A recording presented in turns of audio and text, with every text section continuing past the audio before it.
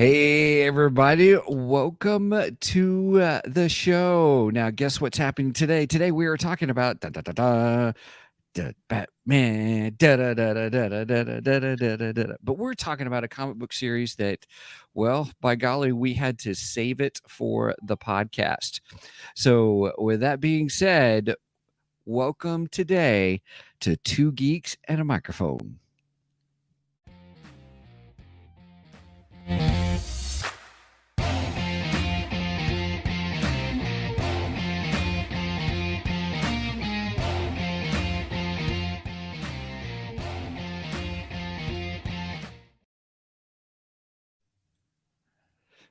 Well, hello there. So who talks first? You talk first. I talk first.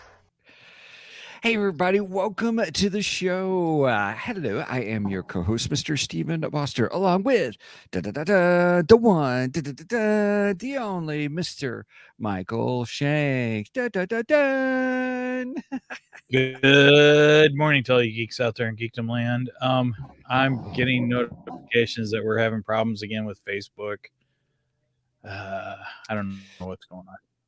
I know, it's pretty crazy. So, hey, everybody, tell you what, welcome to the show. We're so glad that you're here with us today because we are talking about a comic book series that Mike is like, you got to read it, Stephen. You got to read it. So I was like, okay. Well, let me tell you, the adventure that we had was doing the new Batman One Bad Day. I have to be careful there, so because you may hear me say one fine day, and that's not what I mean. That's funny. Yeah. So anyway, needless to say, it has been interesting as we go through this series. And so just those of you guys that don't know, there are currently 8 issues out on a series that comes out about Batman One Bad Day, where it's him with a different villain, I guess each issue. I almost said each episode kind of a thing. So That's okay. right. So I'm looking forward to this, everybody. We have not talked before, or we really wanted to save it for the podcast, and so we haven't talked any about what our thoughts are on it. But there's currently 8 villains, 8 issues that we talk about, and so we're going to have more of a discussion today about all that, and I'm pretty excited to get Mike's thoughts and that kind of a thing. So anyway, Mike, do we have anything on for our Geekdar? I have a couple things for Geekdar. I apologize if I'm distracted. We get notifications that we're not going out on Facebook again. I don't know what's going on. I changed my password earlier, and anyway, it's frustrating. So, with that said, let's get into more fun things and let's talk some Geekdar. Control with the radar, sir. What's wrong with it? I've lost the bleeps, I've lost the sweeps, and I've lost the creeps. The what? The what? And the what? You know, the bleeps, the sweeps, and the creeps. That's not all he's lost. So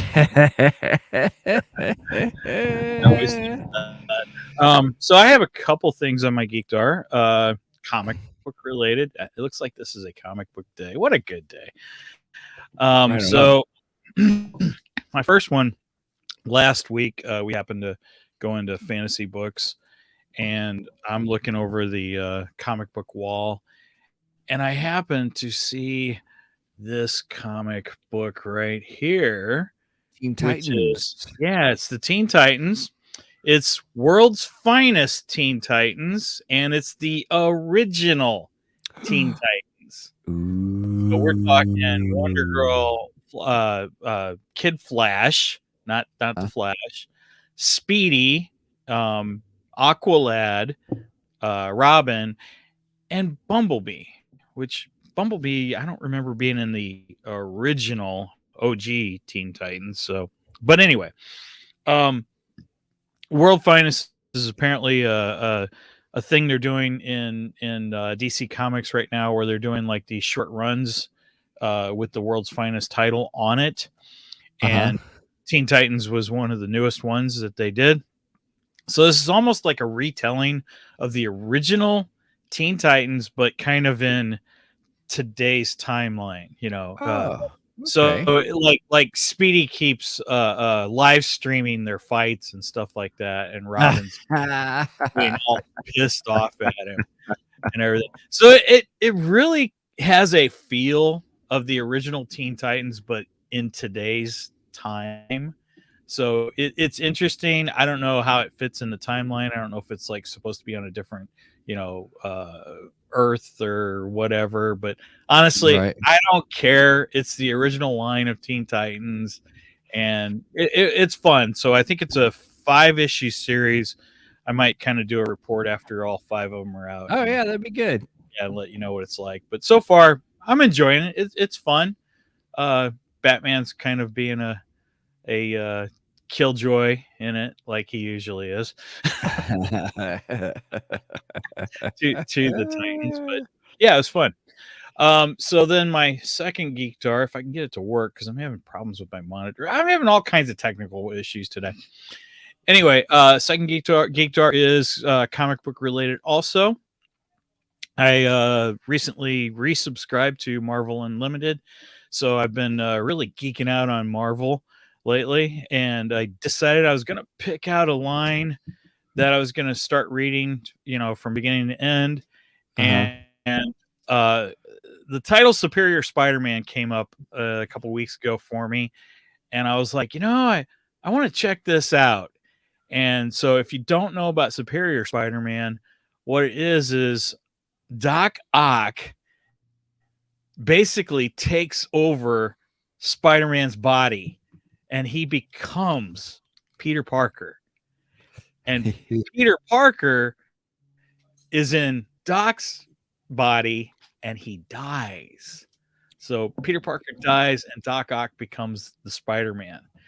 And he makes a vow to Peter Parker that he is going to be a hero, but not only is he going to be a hero, that he will be a superior Spider-Man. So I read the first 2 issues, and then I was like, wait a minute, I got to figure out how in the world this happens. So I found out that if you go back to the Amazing Spider-Man issues 698 through 700, and I think they ended the Amazing Spider-Man. They may have restarted it since then, but they ended it with 700. That's where the transformation happens that Doc Ock gets into Spider-Man. So that's what I'm reading. So far, I'm really enjoying it. Doc is super interesting as the Spider-Man. He does things so much different than what Peter would. He's like this total jerk, I mean, he's being like a total jerk to MJ and stuff, but at the same time, he's trying to win MJ back because they like separated just before this whole transformation happened, so she has no idea what's going on. Nobody does really, and then you got like Peter's ghost kind of following Doc Ock around and critiquing everything he does, So it's really, really interesting. I think it went on for 2 years. So the series is pretty old. I mean, it's like a 10-year-old series, but yeah, I like it. It's fun. So cool.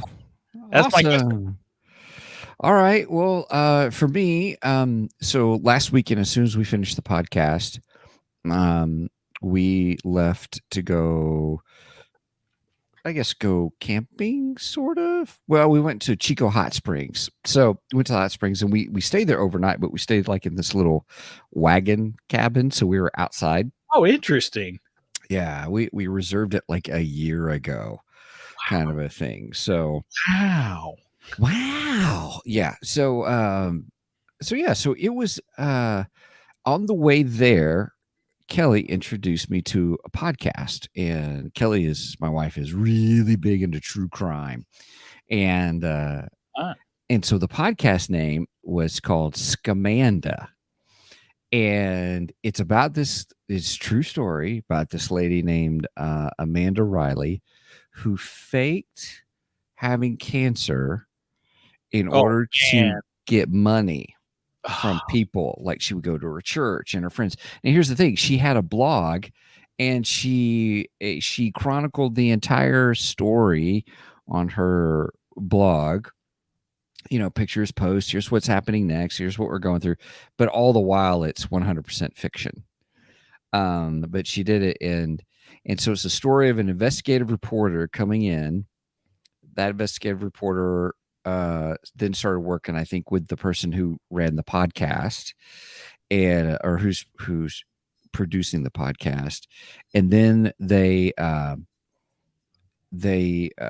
goes all the way to well, I don't want to spoil too much, but it brings it up to today, or kind of a thing of what's been going on with the story and stuff, and IRS gets involved, and I mean just all this stuff. But how many people she lied to, how many people gave money, and I mean it was just crazy. In their church, convincing people at church that what a she was scumbag. sick. Yeah, pretty much. I mean, everyone's like, "What?" And but it's 8 episodes. They range from like 38 minutes to an hour and a half. I mean, it's not a consistent thing. They're just each one tells a story or part of the story. But then they find out that she has faked it before. Like, I mean, so this wasn't her first time. It was not her first time. Oh yeah, then the cancer would come back. It would go away, then come back, and then she gets pregnant, and like, I'm pregnant, and then the pregnancy is fighting off the cancer. It was.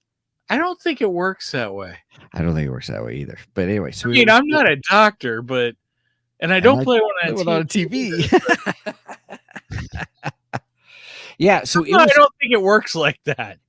The production is well done. There's like music, and they have actors who, pretend to be different people in the story to read blog posts and notes and stuff. So it's more like an audio book than it's an audio documentary. It's an audio documentary, but it's really good. It was really good. And I finally finished it while I was I just finally finished it. And then because we listened to it on the way there to Chico, then back, and then I've been trying to find time this whole week to try to finish it, and I finally had a break in time while I was doing some work, and I thought, oh, good, I can actually take some time to do this. So it was really good. It was well worth it. So Scamanda, I listened to it on Spotify, but it's on any platform that has podcasts and stuff, and so it's pretty. It was very, very interesting. And other than that, the only thing I have on my Geekdar is we got a couple more small trailers on Ahsoka coming out. And even Rosario Dawson comes out and says, "Hey, I've only got 30 seconds to tell you about Ahsoka." Oh, I posted that to our Facebook this morning, actually. Oh, nice. Yeah, that's a good one. I saw that one this morning, and I was like, "Oh, I'm sharing this." And yeah, that was really fun. That was fun. Yeah. So if you go on our Facebook, you can actually see that one. Right on. Oh, good. There was one that was called Jedi. Was it Jedi? But it talked about Jedi and stuff, and that was a good spot too, TV spot or trailer spot or however. But that was a good one. I enjoyed that one, so I'm looking forward to Ahsoka. I really am. Oh, me too. Well, we'll be covering it here, so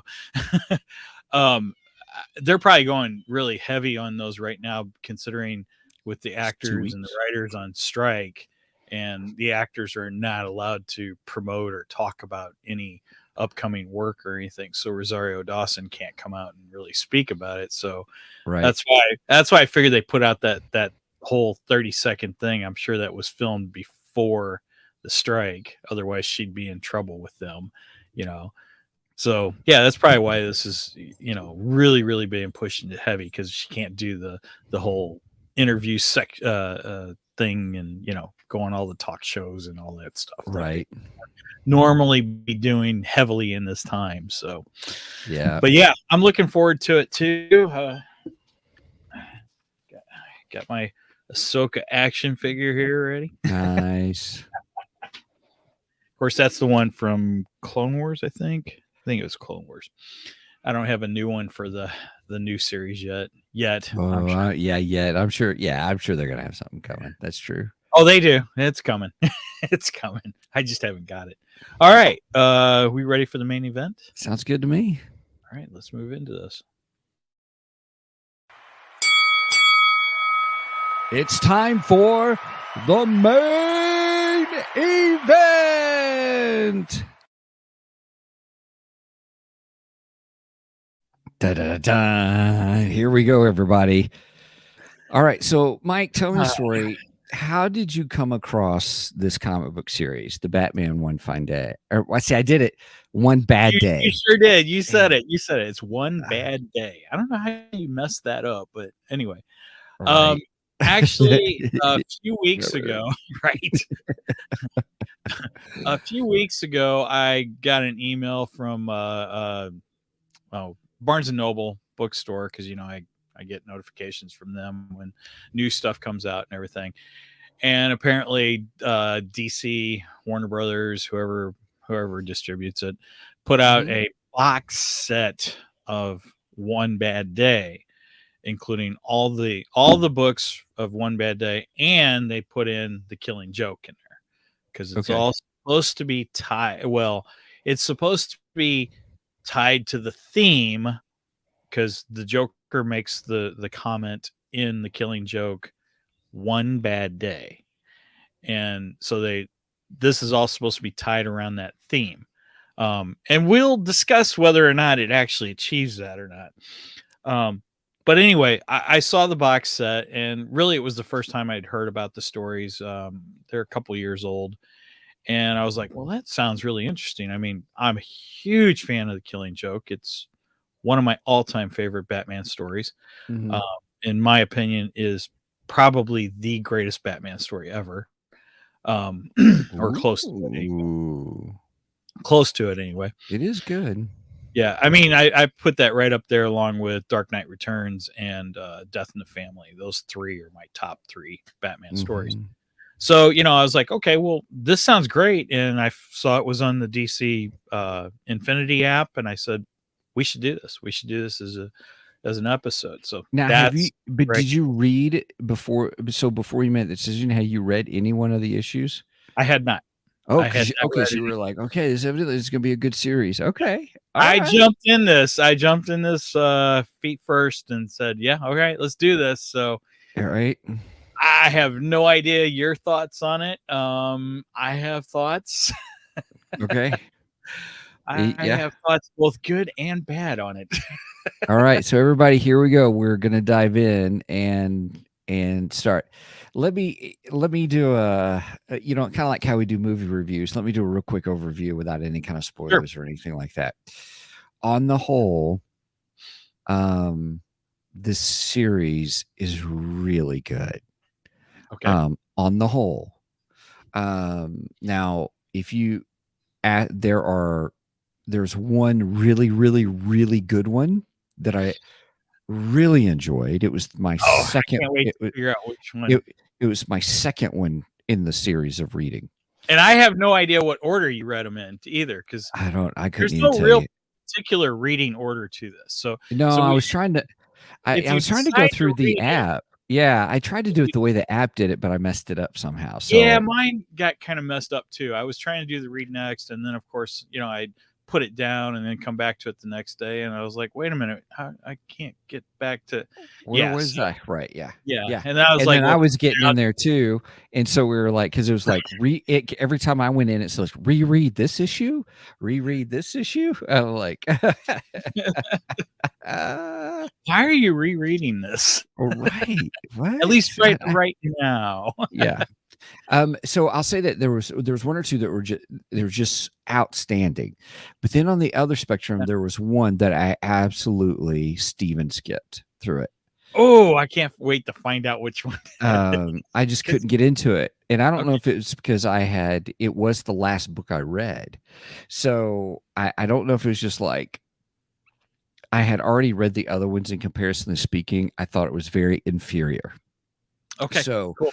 So that's kind of the deal. I love the fact that we were talking about villains, and I guess some of the things behind the villains, kind of a thing, whether it be part of their story or where they're at now or where they're transitioning or something like that. There was a couple of them I was a little confused because I guess I had not kept up with some of the characters and the events that have been happening. Well, and I don't think any of these should be taken as current timeline DC. I think this is all outside the continuity. Of course, that's one of the beauties about the Killing Joke is because it's been debated for what 2-3 decades now, whether that is main continuity or it's not, and just like it's debated at the end, does the Batman kill the Joker or does he not? Because it leaves off with the Batman laughing and then the panel goes to black and he's got his hands around the Joker's neck and you don't know, you have no idea. So fans have, and that's one of the beautiful things about the Killing Joke. It was this open-ended, cliffhanger thing that, we've been debating years and years and years and years, and no one still really knows. So that some of these were really good. Some of them I just didn't feel lived up to the one bad day. Yes, agreed. Cool. Now we just got to find out which ones we liked. Okay, let's go here. Let's go with our number one pick, or one of our favorites, or one or two. One of the ones we thought were good. What did we enjoy? So I'll give you the main one that I thought was my number one. Was that I thought overall story, presentation, and art kind of a thing. If I went with that, how the book was, because the way the book was done was striking as well. It was one. I'll be open with. I thought I want to buy this one. This is cool. That is one really printed art. Yep, it was the one with Ra's al Ghul. Okay. That was my number one pick. I liked Ra's al Ghul. I thought that was a really good story. Yeah, I got notes on each one of them. So okay, all right. So we'll talk about this one first. Okay, great. Okay, so we'll start with Ra's al Ghul. My notes were: I thought it was an interesting issue. Ra's is such a great nemesis. I don't necessarily agree with his environmental motives, but I love the fact that he believes what he's doing is for the good of man. Yes, he's that type of villain that he actually thinks that he's the good guy and he's doing what's the right thing. That's what to me makes him a really interesting villain. And this book really went along with that theme and played that out really well. So I would put this on one of my tops for these books too. I wouldn't say it's necessarily number one. Okay. But I enjoyed it. And part of that's because I enjoy Ra's al Ghul. I think he's a fantastic Batman enemy. He's so different from most of them. And such an intricate story, because not only that, but you got the whole point of, oh, wait, there's Talia. Oh, yeah, there's Damian. And how Damian is included in what, I mean. Well, yeah, and in this, he really projects onto Damian his philosophy as the Batman, and that the Batman doesn't kill. And Damian actually takes that on in the issue, which made it that much more interesting, actually. Because Damian's not always, he doesn't always follow the Batman's, rules, we'll say. And then, yeah, it is really, it was just really well done. The presentation, the art I thought was great. Yeah, I really did. But the presentation of that art was really interesting, not only from the colored panels or the colored outline of the panels or whatever, but there was time and time again where, invisible panels showing things that are going on, and then you could pan out and you could see the whole big picture of how the art was, how they did it. And I thought that was really good too, as well. So, so not just the art, but the way the art was presented was really good. Even the thought bubbles, because it started off with, you are hearing the voice as Ra's al Ghul is telling you. It's like he's talking to you, and and I loved it where my favorite line was, here we don't want to draw attention to the detective, kind of a Yes. thing. And, Oh, I and love I how like Roz always refers to him as the detective. yeah, He never calls him Batman. yeah. He is the detective. Yeah. So anyway, that one was my favorite. That one is the one I'll go back and read again and even contemplate it. This one would be really good to have in print form. Okay, so that's your favorite. Yes. Which was your least favorite? Clayface. Yeah. I have to say. So wait a minute, real quick. Let me, because it won't take but a second. Okay. My notes on Clayface. Not my favorite. Decent story, but didn't really feel like I learned anything new about Clayface. Yeah. I that was the one I Steven skipped through because I'm like, I was just not connecting with it. And I wasn't connecting with it as a story. I was like, I don't feel like we're really going anywhere, kind of a thing. It didn't get me in. Even though what, is this meaningless or what's happening here? And there were some other panels. I was like, well, that looks interesting, but nah, I don't care. It wasn't a good one. It really wasn't. The best thing about the story was the fact that the play or movie, the movie, I guess it was, the movie that he was getting into, which he, stole somebody's body in order to get the lead part of that. Right. Which was kind of interesting. I like that aspect of the story.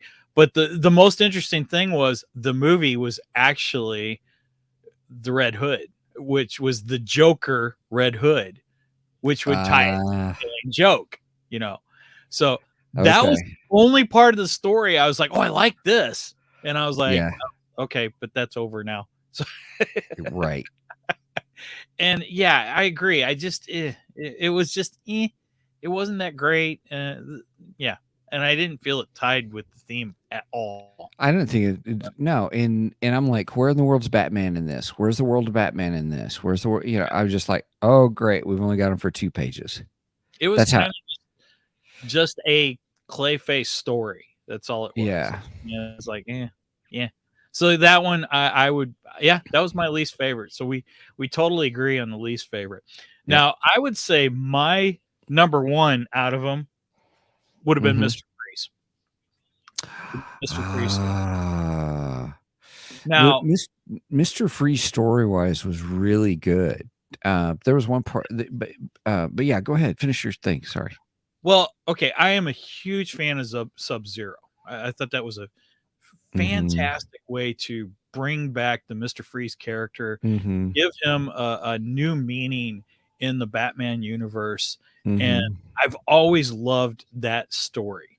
And I felt that this was almost a retelling of that, slightly, but it gave you a little more perspective on his and Nora Freeze's relationship that you didn't really see in Sub-Zero. And I liked it because it made him a little more diabolical.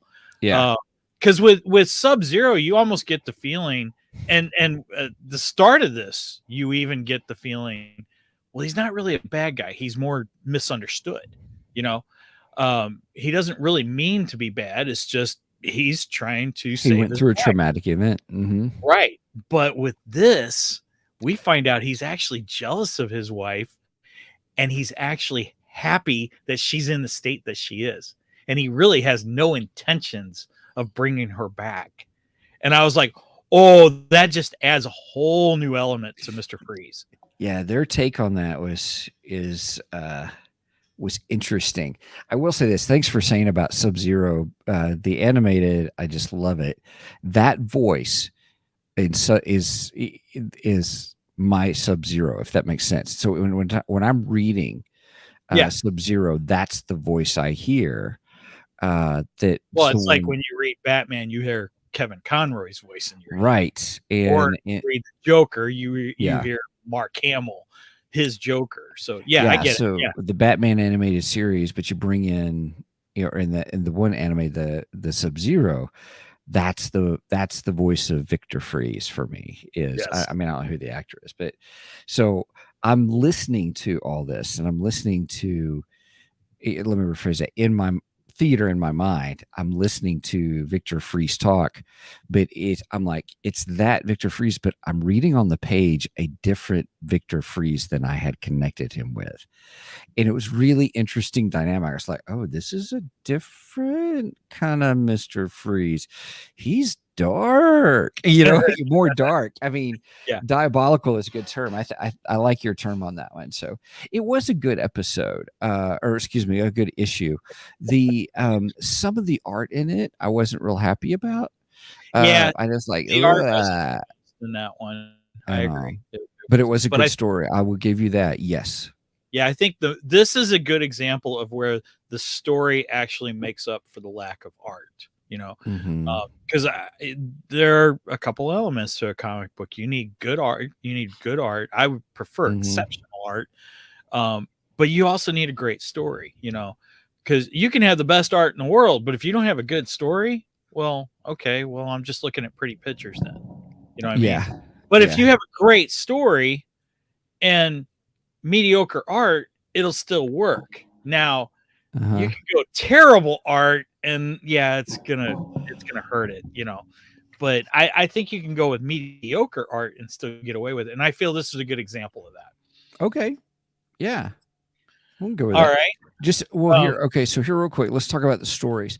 The Sure. one thing I liked about Ra's al Ghul was the whole thing of his everything I do, like you said, everything I do, I do it for our future, kind of a thing. I do it to better mankind or whatever. And I liked it because all of a sudden there's this, in the story, there's attempted assassinations or there are assassinations, and you find out he has a list of 30 people that he's trying to assassinate, and Batman's trying to stop him. And that was good, but it was Ra's kind of telling the story, which I thought was really good. Now in Clayface, I really couldn't follow Clayface for any kind of real plot. Yeah, for me. I didn't Now, care for the Clayface one. But in the one, what's the best way to say how the plot was for this one? Your favorite one, the Mr. Freeze one. The Mr. Freeze one is it retold Victor and Nora's story. I almost said Flora. I'm like, why did I say Flora? But anyway, so it's really what's fun about it is it goes into more detail, as you said, about their relationship that we didn't get from any other ones. Right. And then, not only that, but someone's got something that they have, or they're trying to get his help, Victor's help. So he's like, hey, we think we found a cure for her, so you can get her out of the cryogenic or whatever and stuff, and then gets him its own lab. And I'm like, oh, this is really cool. The next thing you know, he's blowing up the lab, or it's like, wait a minute, what's Freeze doing? Right. And that's where I think for me it took that turn of, wait a minute, there's something more going on to their there is something more, and it's really good. So yeah, I want to make sure we're talking about these stories, and I want to make sure we're talking about the stories. And well, that's when we find out that she's spending a lot of time hanging out with their friends, and he's just holding himself into his work, and he doesn't think that she should be going out with friends, and he just keeps getting more and more jealous as she goes along. So then she gets sick with the cancer, and of course he's feeling for his wife. I feel those feelings are all real, that kind of thing, genuine, I should say. And then when she dies, he naturally wants to save her, but at the same time, he kind of likes the idea of having her frozen because he knows he has her with him all the time. So it's a little sick and demented. You know what I mean? Yeah. And right. I don't know. I like Mr. Freeze this way. It just adds this element to him that I think makes the character much more better. Oh, much more better. Cheers. Cheers. Excuse me. I will say this. Each one of these stories has like a little different take on the villain that is a little different than, I think, as you said, out of continuity. Right. And so it was interesting. Yeah. I thought this Freeze was a darker Mr. Freeze than Agreed. we've had. So, yeah. So what I want to know, what did you think about the Riddler? The Riddler, the Riddler was the first one that I read. Me too. And the one that I thought was the most connected to Killing Joke. Ah, okay. All right. All right. And why did you think that? At the very, very end, it has the same kind of fade out ending that you don't know what happens, kind of a thing. You're like, we weren't left questioning whether the Batman kills the Riddler or anything. I didn't get that feeling. I did. Really? Yeah. So really did. So, yeah. Maybe so I need to reread this one then. Because I read it. I was intrigued by this book when the first one was like, oh, this is going to be an interesting series. Which one? And then the next one I read was Ra's al Ghul. I'm like, this is great, And then it was like, then you get the play face, and you're like, oh, well, it just slipped. Right. So the one thing about this episode, the Riddler episode, is you're really getting the backstory to the Riddler. You're getting family situation. You're getting it's just a really interesting of how smart he really, really is. I think for me, it did reemphasize that not only his past, but how smart he is, why he is driven as he is, and then the other side of it is how he just does an incredible mastermind on really, I don't want to say blackmailing Batman, but really blackmailing Batman, saying, you're not going to touch me, and here's why. And it was just the Riddler, the whole part of the story of the Riddler who can manipulate people from a psychological viewpoint to really make them, do things. Like there was a whole sequence where I thought James Gordon got it. I really did. The way they told the story about how all the guards started killing each other because the Riddler was like, hey, I know every single one of you and your family and blah, blah, blah. And, well, he starts naming them and naming out their children and everything. So then they're like, yeah, he's not getting, they were like, someone's going to fire the gun first. So they all kill each other. I mean, it was just, oh my goodness. But that leads into, he pretty much says, however, it was just amazing in the story, and it's worth reading on how he was able to do all these different chain of events with everyone to return, to come back and be in power, and Batman doesn't do anything about it. And then all these things started happening without Batman stopping the Riddler, and then here comes Batman. I mean, it was almost like there was a breaking point. And I thought this makes you ask the question, what is your breaking point? But the thing is, Batman actually let him walk right out of Gotham, out of Arkham. He just let him walk out of Arkham. And I watched the guy review it, and this guy hated it. He was so mad at this issue because he's like, this is not the Riddler, and you just made the Riddler like he is the Batman's greatest enemy. He's even more maniacal than the Joker and all this stuff. And I mean, I guess there's some truth to that critique, but I got this feeling that part of the Riddler in this issue, he did actually know most of those things. But I think he convinced people to think that he knew more than he really did, which makes him pretty terrifying, Right. But to me, the bigger question was, did he really know as much as he thought he knew? I think he did enough homework to get himself through certain things and then get himself to a point where people are terrified of him, but he really doesn't know near as much as they think he does. Mm. That's where I thought it was.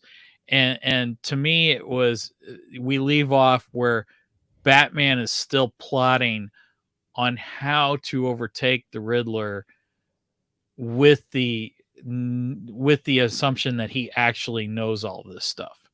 Mhm. That's, to me, was the bigger question. I did not get the feeling at all that whether he killed or did not kill the Riddler on this one. I didn't. To me, I didn't feel that. But I think it's interesting that you got that out of the. I did, because it was that whole thing of there was nothing he could do, but yet people were dying, and so you have to come to grips, and would that cause you to break and say, no more to one of my greatest rules, for the Batman? It was, I won't take a life. And you just felt the tension of what Batman could or couldn't do. And that's since it panned off similarly to Killing Joke. Okay. Interesting. And so that's why I thought, okay, I wonder if this is supposed to ask, get you to do the same questioning. Did he kill him or not? So nice. Okay. Well, I think we both he did. enjoyed that one. Okay. I did enjoy it. It was my second favorite, actually. Cool. Because I like the portrayal of Enigma being smarter. It wasn't just about riddles. Wait a minute. So you're condoning Batman killing the Riddler? Am I hearing that right? Am I condoning it? No. Do I think that's what's happened? Yes. It kind of sounded to me like you're condoning it. And if that's the case, I don't want to hear any more complaints about the 89 Batman. 89 or 92 Batman Returns. Right. Everybody, that's all I ever hear. Michael Keaton Batman killed people. That's right. Yeah, we've talked about that on the show before, everybody. But yeah. I'm just saying, based upon this story, that was part of the drivers. One of the main themes was the pushing of this code that Batman has. Sure. Yeah. And so he maintains that code because he doesn't want anyone else to get killed, because he gets blackmailed that the Riddler's going to kill everybody. And it's just really and that's why I like the Ra's al Ghul one so much, is because that Damian actually took on his code of conduct, where in the past Damian would not have embraced that, being the fact that Damian, part of his life was raised by both Talia and Ra's al Ghul, as an assassin, right, as this killer instinct inside of him, so, and Batman or Bruce are always trying to pull that out of him. So that was one of the things I thought was really good about the Ra's al Ghul issue, So okay. So those are the big ones. Those were the big two for me. So okay, sounds good. Two-Face.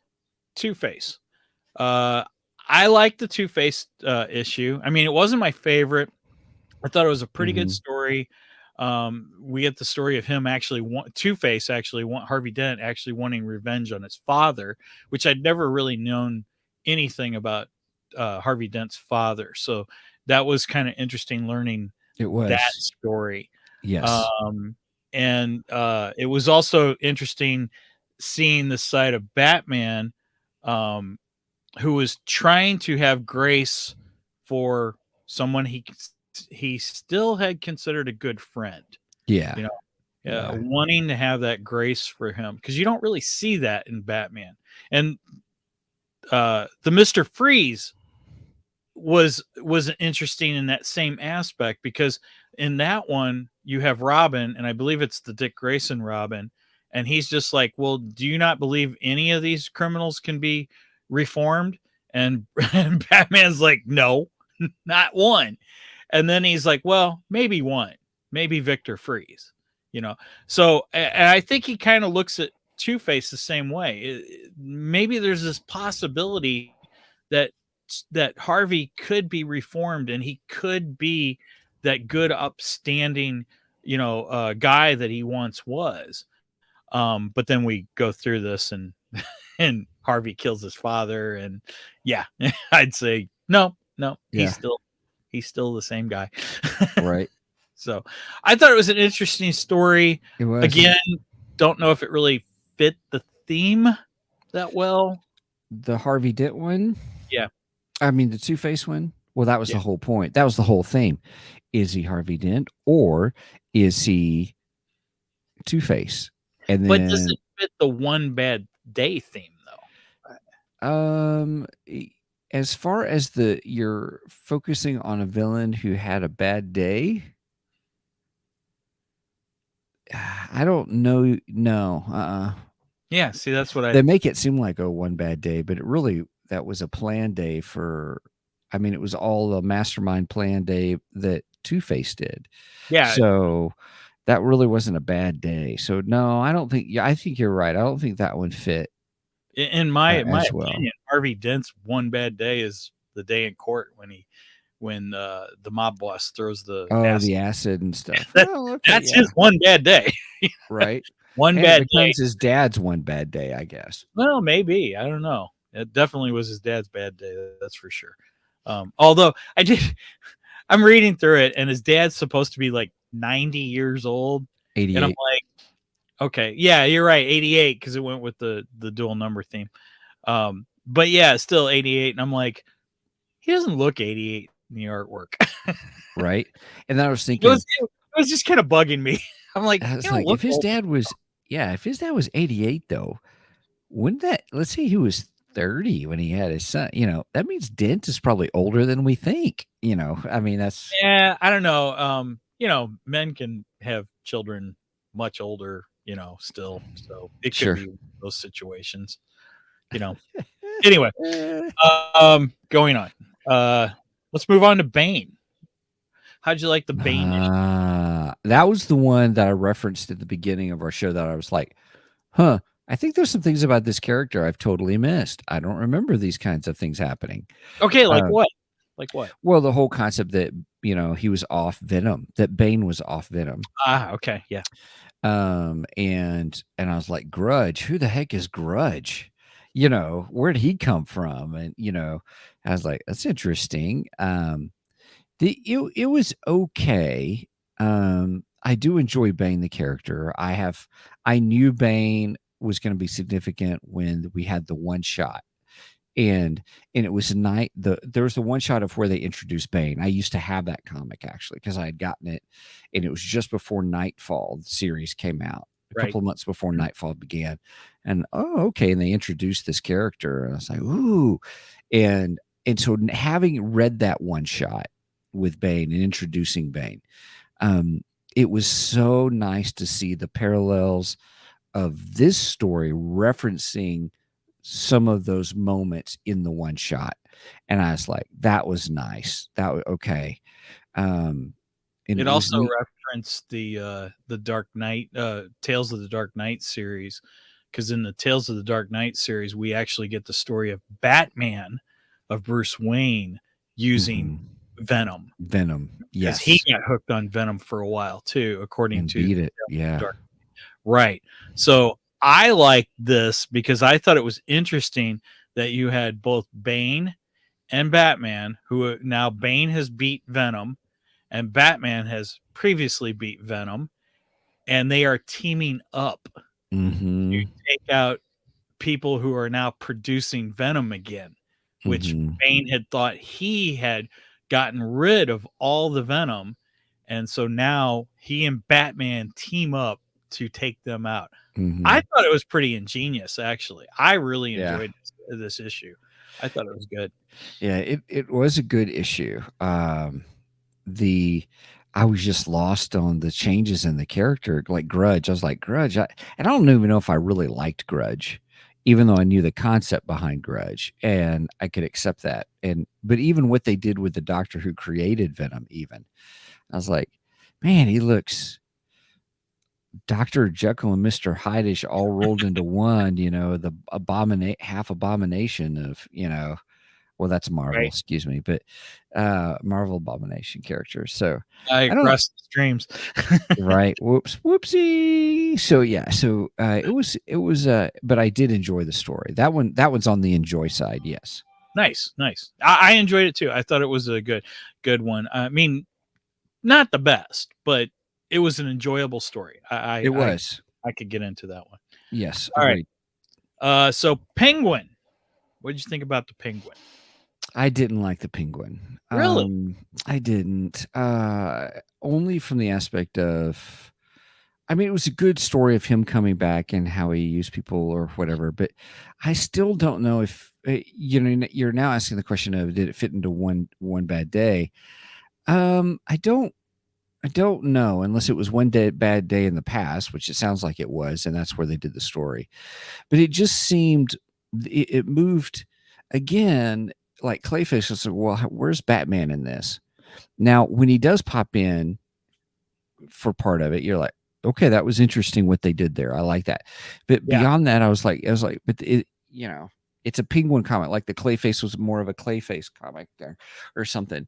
So I struggled with it a little bit. I was like, very much okay, move it along. And then when it started moving along, it was good. So I actually really like this issue. Okay. I thought it was way better than the Clayface issue. I gotta say, yes. I think the Clayface issue is the worst of them all. Yeah. But I mean, and I agree with you in the fact that it doesn't fit the one bad day theme. However, I'll get more into that when we finish up Catwoman though. But I thought the story was really good. I thought I learned new things about the Penguin that I didn't know before, and I just felt it made him a little more interesting, and then I did like where the Batman pops in, and I thought that was pretty fun. I agree, Batman wasn't in the story enough, but I don't know. I thought it was interesting enough as a Penguin solo story that I thought it was enjoyable. Again, not the best in the series, but I think it was an enjoyable issue. I will say this: my favorite part in that was, spoiler alert, everybody, but when he's doing the big face-off with the bad guy, or in the end, the Umbrella Man. Yes. When he's doing that face-off, I enjoyed where, I mean, the Umbrella Man just beats him, and then next thing you know, here's Penguin getting back up. And he's like, and he says, that's your problem for the Umbrella Man. You don't know how to take it, stand back up or something to that effect. And I was like, okay, Right. that's cool. And then how he attacks and finish off. I mean, he's like, It was whoa. almost like the Umbrella Man was turning him back into the Penguin. That's the way I took that. It's like, with each hit, you're just making him more and more into who he used to be. And you don't even realize what you're doing. So maybe in that aspect, that's where it's one bad day. Maybe the Umbrella Man's bad day. Right. Because I'd say it was a bad day for him. Yeah. So it was a good story. It was a good character development. I was like, wow, when did this happen? Or I was like, see, I think you got to get that out of your head. When did I'm so used to it? Yeah. Right, but see, I think that's a discussion we need to have actually. Oh gosh, everybody, did you hear that? It's the dreaded. We need to have a discussion. I'm like, no. Maybe we need to have an intervention. Right. No, right. but I think as comic book fans, we need to get out of this head that everything has to fit perfectly into continuity. It's not always a puzzle. You know what I mean? Yes, I see where you're going with that. I think I just want to add a nuance to that. Where I was coming from was, continuity. I wasn't worried about these being in continuity. My concern was that I was like, on me, I'm like, man, I haven't kept up to see where these characters are coming from, or that from that situation. So it wasn't like it needed to stick to the continuity. It's like, oh, things have happened that I haven't kept up with. If that makes sense. I took it from I'm just focusing on the character in the moment. I'm not worried about. Sure. I'm not worried about past and what has happened to lead up to this. But again, I think that was the idea of the Killing Joke too, because the Killing Joke, there was always this question, this looming question: is this in DC continuity or is it not? And I feel that each one of these, in its own way, does fit that portion of the theme. Maybe not necessarily the quote unquote one bad day theme, but the idea of, wait a minute, does this actually fit in the continuity or not? So those things I think could be more debatable than whether or not it fits the one bad day theme. Maybe that's what they actually mean. Maybe, and if it's in there that it's on the borderline of is it or not. It is a good Killing Joke was just a great story to do that with, and how they did that story as being. And I love Elseworld stories. I mean, one of my favorites is Gotham by Gaslight. Kind of a thing. I'm okay with Elseworld stories, and I think it was. I'll agree with you that may be where these are. Is it continuity or not? Right. But they're still good. Some of these are really good stories. If you look at the Killing Joke, they even ended the Batgirl line right before the Killing Joke came out. So the Batgirl character actually ended, and then the Killing Joke comes out, and then the Joker paralyzes her, and then going forward from that point, Barbara Gordon is in a wheelchair. So that's where people go, well, wait a minute, is it continuity or not? Because then you have the question, did the Batman kill Joker? But yet the Joker's still alive within the main continuity. So those fans who are like, no, I believe he killed the Joker. But then then we have last year the three Jokers come out, and we find out there's actually three Jokers. So I mean, it's so mind-boggling. It's like, wait a minute, is it? Isn't it? No, what? So that's kind of where I took these. It's like, okay, are these continuity or not? But then at the end of the day, I'm like, you know what? If it's a good story, I don't care whether it's continuity. I just want a good story. That's all. Yeah. All right. What else have we not covered? So we've got a Catwoman's the last one we have, and Catwoman. I want to hear your opinion on Catwoman. I really enjoyed the Catwoman one. I am a fan of the Catwoman. I think she's a fantastic character. To me, Selena Kyle is truly Bruce Wayne's Lois Lane. She is, his Lois Lane, but they have such a different relationship than what Clark and Lois do. And I felt this comic really, really I agree. Shined on their relationship and the craziness that their relationship is. I love that. I love that aspect of it. I enjoyed that we got introduced to a new character that outsmarted Catwoman, because she's known as like the greatest cat burglar in the DC universe, and this woman outsmarts her, and I found that fascinating. And then at the end, you're going, well, wait a minute, is she going to be kind of a nemesis to Catwoman, or is she actually going to be somewhat of a mentor to Catwoman? I thought that was where the question was in this one. Not so much the one bad day, but just of, you have no idea who this woman is and who she's going to become in the future. And I thought that was interesting. I really liked it. Yep. I'm right there with you on this one. Great story about the dynamics of the relationship between Batman and Catwoman, Bruce Wayne, Selena Kyle. And then this new character, I was like, this woman who, she bumps into only to find out, and then she's, that, wait a minute, maybe she was behind this heist, right, this trickery, and then starts following her and realizes this old lady's got skills, and then confronts, I love it where Batman is right there. He's like, yeah, hold on. He's like, all right, I'll let you go. Yeah, right. Yeah. So Selena gets outsmarted by her, and she actually steals the brooch. So Selena, as a kid, her mom has this family heirloom. Okay, it's this specially made brooch with some kind of bird and all these jewels in it and all this stuff. And she has no idea the value of it, and she takes it to a pawn shop in Gotham and sells it for $200 just to get groceries for her and her daughters.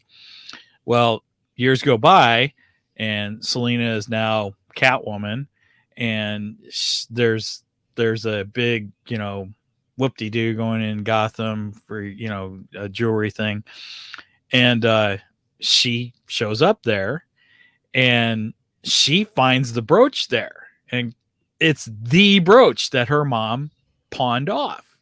Mhm. So she's like, I got to get that back. I mean, we didn't know it was that valuable and everything. And she thinks that she steals it.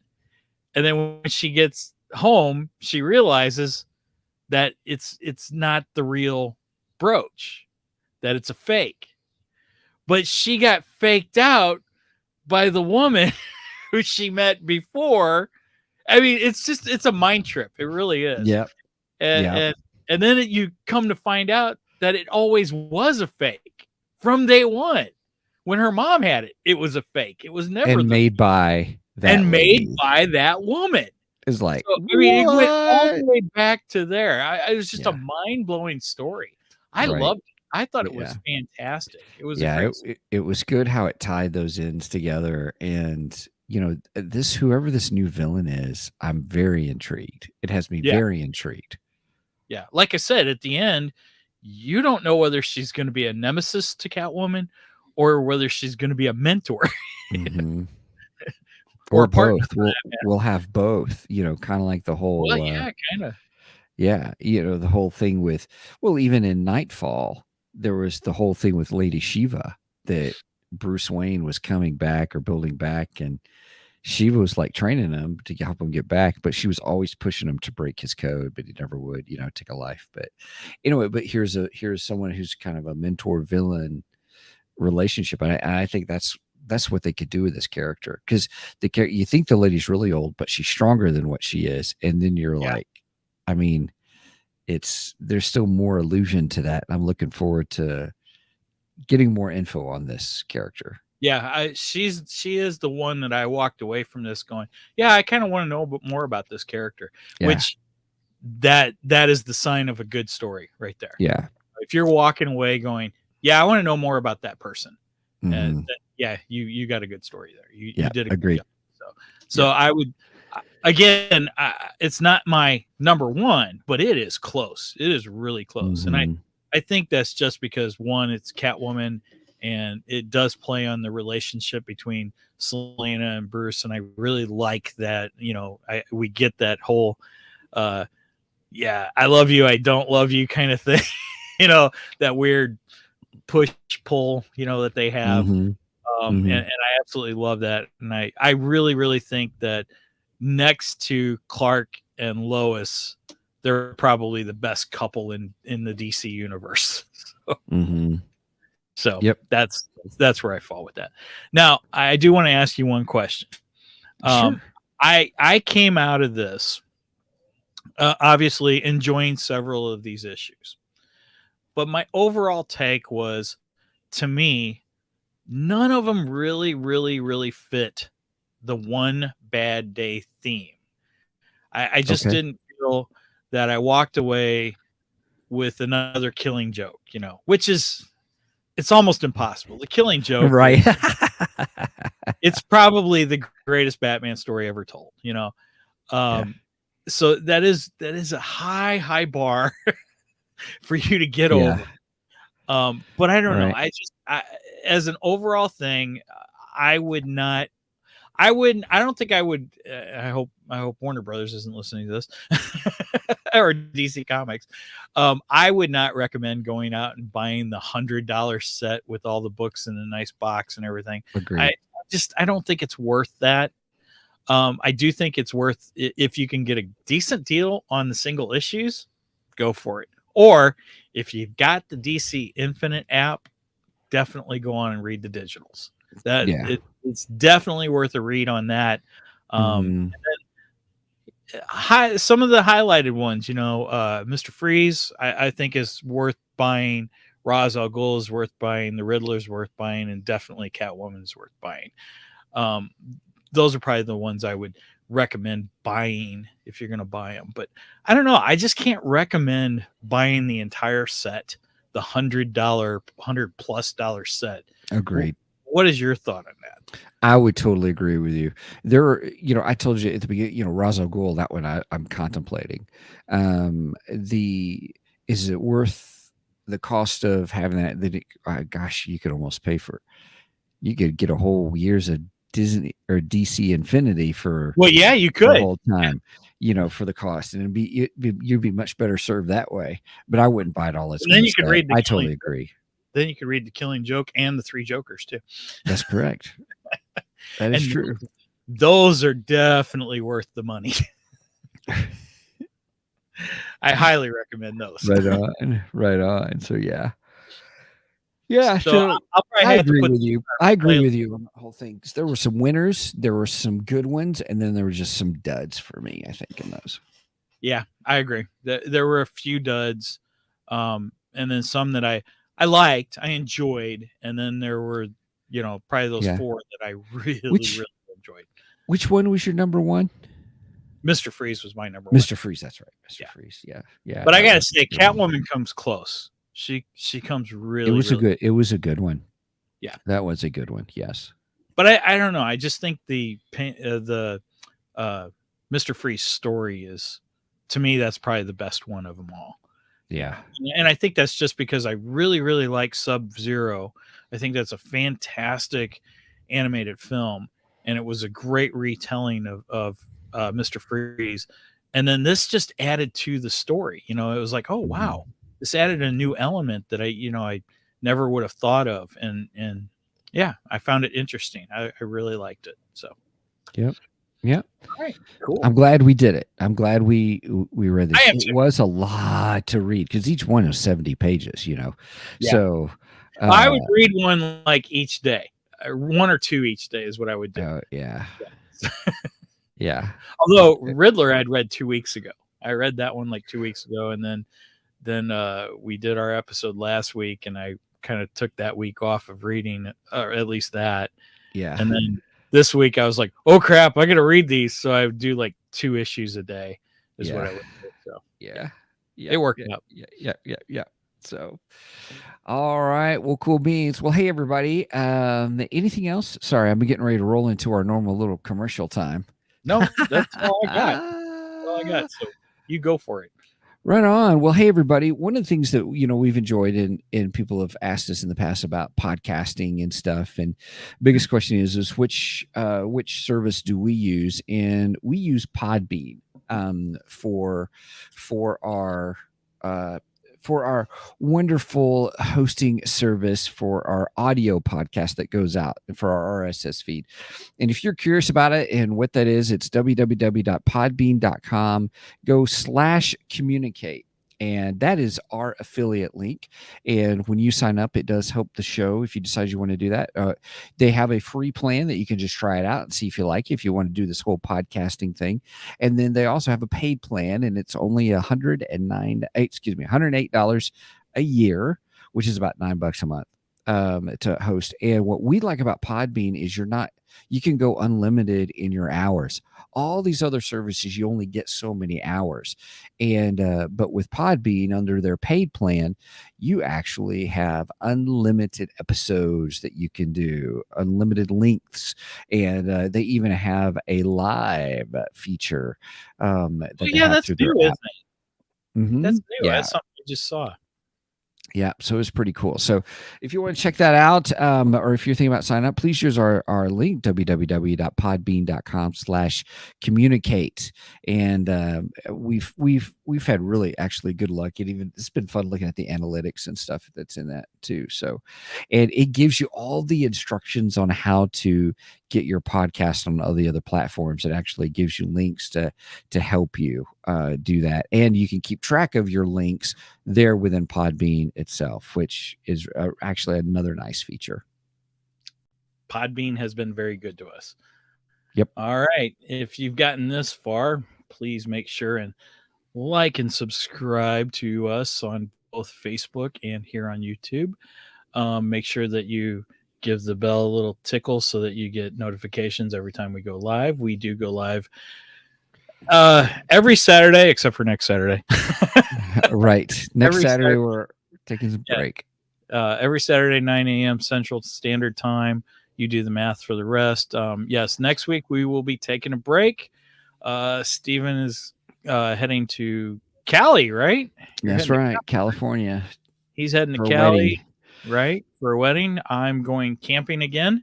Woo! Taking the R pod out and going to have a nice time camping. I'm looking forward to that. So we will take next week off, and then we'll be back the following week and start our coverage of Ahsoka. Star Wars Ahsoka. That's gonna be great. Oh, I'm so looking forward to that. All right. Okay.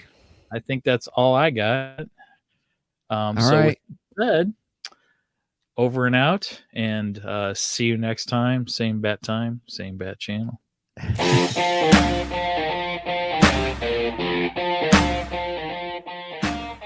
Thank you for joining us today on the Two Geeks and a Microphone podcast. Tune in next week when we will have more news and reviews. Until then, May the force be with you.